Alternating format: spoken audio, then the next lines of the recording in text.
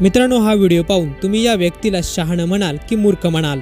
खरोखर आपल्या आयुष्यात जीवनापेक्षा चप्पल इतकी महत्त्वाची आहे का, हे तुम्हाला हा व्हिडिओ पाहिल्यानंतर समजेल। नक्की काय आहे तो व्हिडिओ पूर्ण पाहण्याआधी चॅनलवर जर नवीन असाल तर चॅनलला नक्की सबस्क्राइब करा।